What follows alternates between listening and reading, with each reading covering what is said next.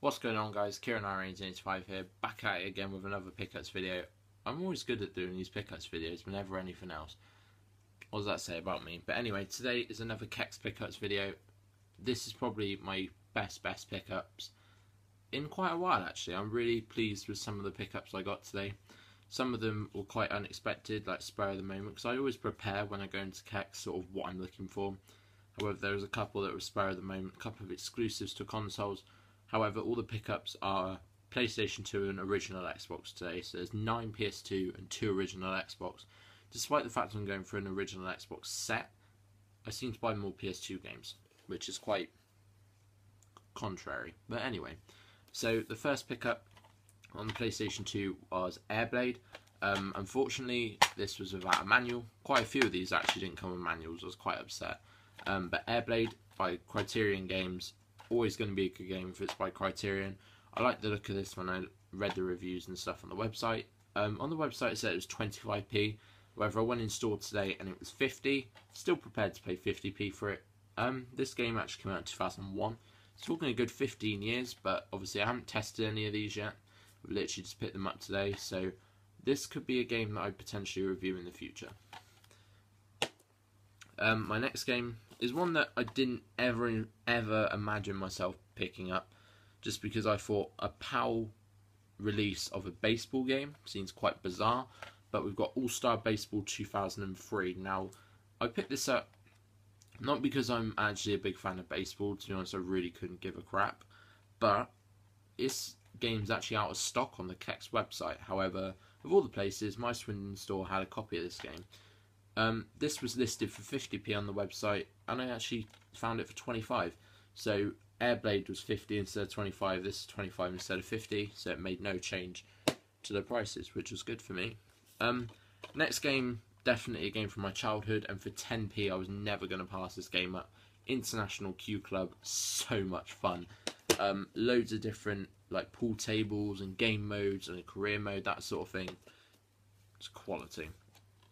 Next game I've never played, and I'm surprised I've never played this, but again, when like most of these games are really cheap. 70, no, it was 25p even. I picked up GoldenEye Rogue Agent. A very fun game, apparently. So I can't wait to play that. Especially, I'm not sure if this is sort of a spin-off James Bond. I'm assuming it is because there's some Bond villains in this game. So, there we go. The next game is TG Daredevil, or as it said on the listing, it was called Top Gear Daredevil. Not sure if it's got any sort of link to the Top Gear series, but this was another 10p game. It looked like a fun racer, so I thought I'd pick it up.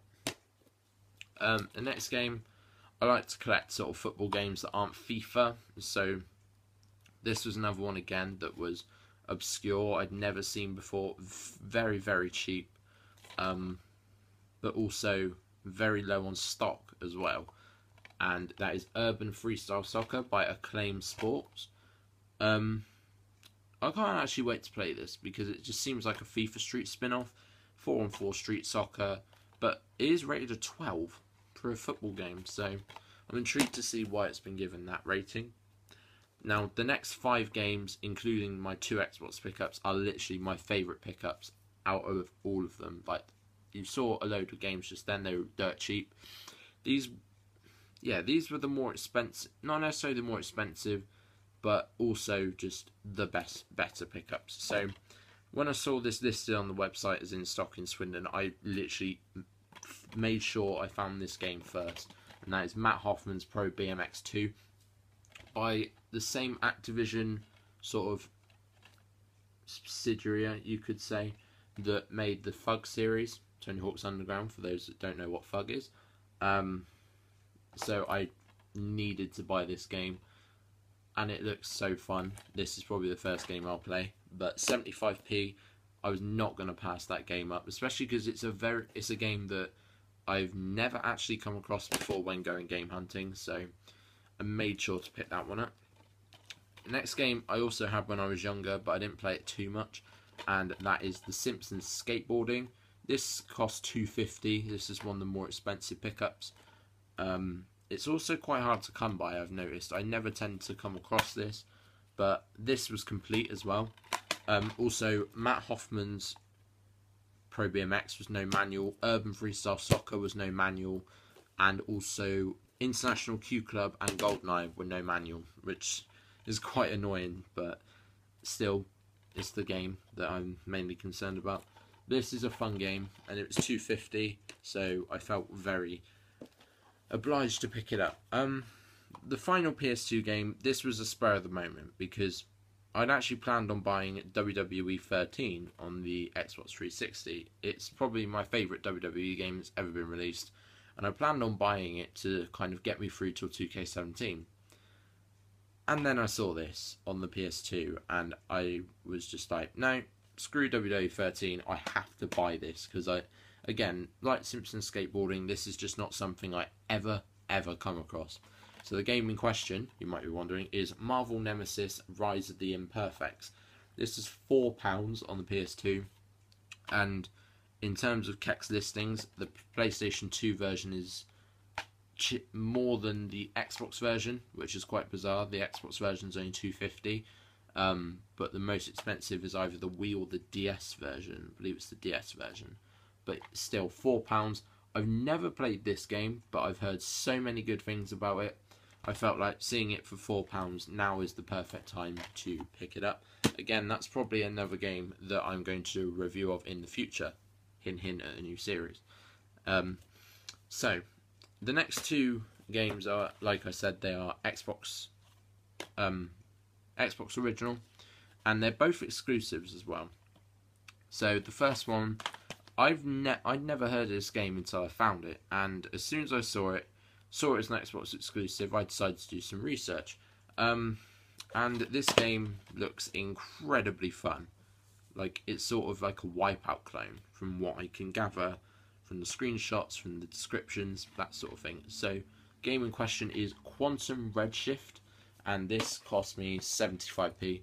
As you can see in the top, there is a little sticker that says 30p. I'll explain my theory with the next game, because it's got the same sticker on actually. But 75p, I had to pick it up, especially one, because I'd never heard of it. It sounded interesting, and two, Xbox exclusives, can never really pass those up. And the final game, I loved this game when I was a kid. My older brother loved this when he was my age, and my dad loved this as well, when, like, obviously when he was looking after us when we were younger. So this game, finding it again, it just brings back nostalgia. It's a dead cert. That game is Midtown Madness 3. Again, another exclusive. This cost $1.50. I noticed this was in stock, and I just had to make sure I found this and had to buy it. Again, like I said, it's got that 30p sticker. There was quite a few games in Cex actually that had these stickers, not necessarily 30p, but a lot of them had price tags in the top right hand corner. So my theory was they'd been possibly plucked from a retro game store and traded back in. So like Jurassic Park Operation Genesis, one of the most valuable games on the Xbox, was there with a price tag on it. Oddworld maybe, and Need for Speed, that sort of thing. They all had little price tags on, so possibly they've been plucked from a retro game shop. I mean, 30p for Midtown Madness 3, 30p for Quantum Redshift. Duh, who wouldn't pick those up? I wish I knew where this shop was, because I'd happily pay 30p for original Xbox games. But regardless, they are probably plucked from a retro game shop. I'm so happy I managed to find these, and that actually marks the end of my pickups again from Cex in the month of July. Just a little disclaimer that my next video, basically I'm going to Amsterdam on Tuesday the 26th, so by the time I've uploaded this it will probably end up being Tuesday anyway. Regardless, I'm going to be doing a video of the retro game store called Game Over in Amsterdam. It looks amazing.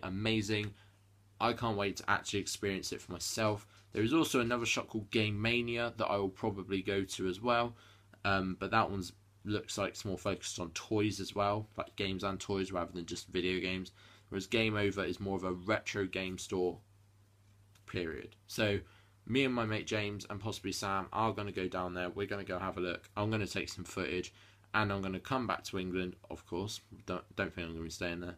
And I'm going to tell you about my experience in Game Over, as well as what I actually managed to pick up.